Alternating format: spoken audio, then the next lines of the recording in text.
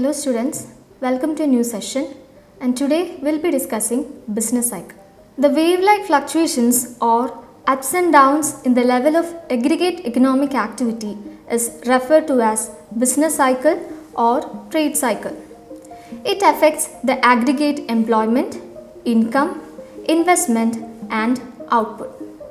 The upward movement of business activity reaches a point of climax known as peak, and downward movement reaches a particular bottom point called trough. A movement from peak to peak or from trough to trough completes a business cycle. So as you can see, there are mainly 5 stages in the business cycle, and they are depression, recovery, prosperity, boom and recession. So the first stage in the business cycle is depression. It is a period in which business activity in the country is far below the normal. It is characterized by a sharp reduction of production, mass unemployment, falling prices, falling profits, low wages, contraction of credit, a high rate of business failures and an atmosphere of all-round pessimism. There is fall in prices. The prices of agricultural commodities and raw materials fall to greater extent than the price of manufactured goods. The second stage in the business cycle is recovery or revival. It implies an increase in business activity after the lowest point of depression has been reached. During this phase, there is slight improvement in the economic activity to start with. The industrial production picks up slowly and gradually. The volume of employment also increases with this. There is a slow but sure rise in prices accompanied by a small rise in profits. The wages also rise, though they do not rise in the same proportion in which the prices rise. Attracted by rising profits, new investments takes place in capital goods industries. The banks expand credit. The business inventories also start rising slowly. The general feeling of pessimism gradually starts to fade away and gets replaced by an atmosphere of hope. The recovery could be initiated by innovations, government expenditures, changes in production techniques, etc. The next stage is prosperity or full employment. This stage is characterized by increased production, high capital investment in basic industries, expansion of bank credit, high prices, high profits, a high rate of formation of new business enterprises and full employment. There is a general feeling of optimism among businessmen and industrialists.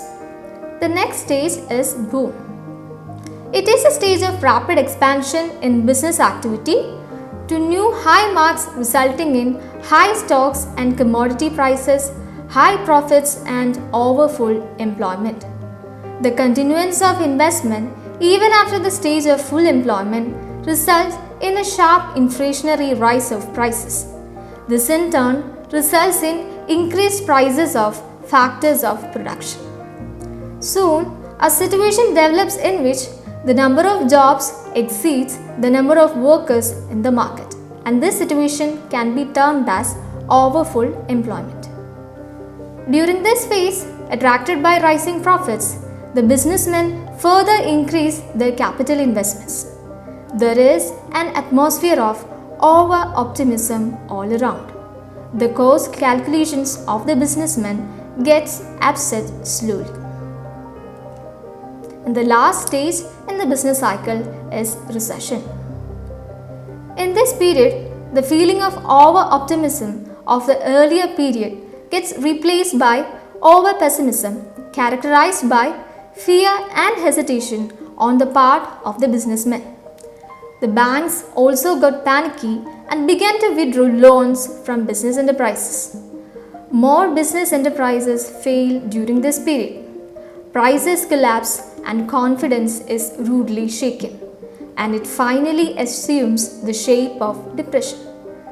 So, every business activity passes through all these 5 stages of business cycle. Now let's see various measures adopted to control business cycle. Mainly, there are two measures adopted and they are monetary policies and fiscal policy. First of all, let's see monetary policy. Monetary policies are the measures adopted by central bank to control credit. And the various measures adopted under this policy are change in bank rate, open market operations, and change in variable reserve ratio. Bank rate is the rate at which central bank discounts bills and securities held by commercial banks. During inflation, central bank will raise the bank rate to reduce the borrowing by commercial banks. The commercial banks in turn raise their lending rate. When the borrowing becomes costly, borrowing diminishes. And during depression, bank rate is reduced to make borrowing cheap so that economic activity gets stimulated. Next is open market operations. Open market operations implies purchase and sale of government securities by central bank. During inflation, the central bank sells security which helps in withdrawal of money in circulation. Demand and supply and the general price level comes down. And during depression, central bank purchases securities from the public, leading to pumping of more money, resulting in increased purchasing power of people, and it results in improvement in economic activity. Next is change in variable reserve ratio. Commercial banks have to maintain a certain portion of their deposits with central bank. During inflation, the central bank will raise the cash reserve ratio so that the capacity of commercial banks for credit creation is reduced. This will bring down the demand for goods and services and the price levels. During depression, the reserve ratio will be lower to obtain the effect opposite to the above.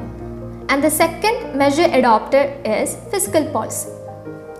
Fiscal policies refers to the taxation and public expenditure policies of government to regulate the economic activities. And it includes taxation and public expenditure. During boom period, government will raise the taxation rate in order to reduce the purchasing power of public, which results in reduced demand for goods and services. And during depression, tax rates are reduced to increase the purchasing power of people, causing a stimulation in demand for goods and services. This helps in revival of the economy. Next is public expenditure. During depression, government undertakes the public works. This has the effect of pumping more money into the economy to stimulate the demand for goods. And during boom period, government cut short public expenditure to regulate money supply. This act of government restricts demand for goods and services and maintains economic stability.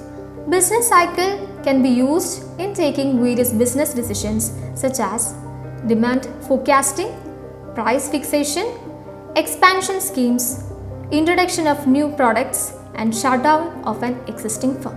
So today in this session, we discussed about various stages in business cycle and various measures adopted to control business cycle. I hope you have understood the various concepts, and on this note, I conclude the session. Thank you.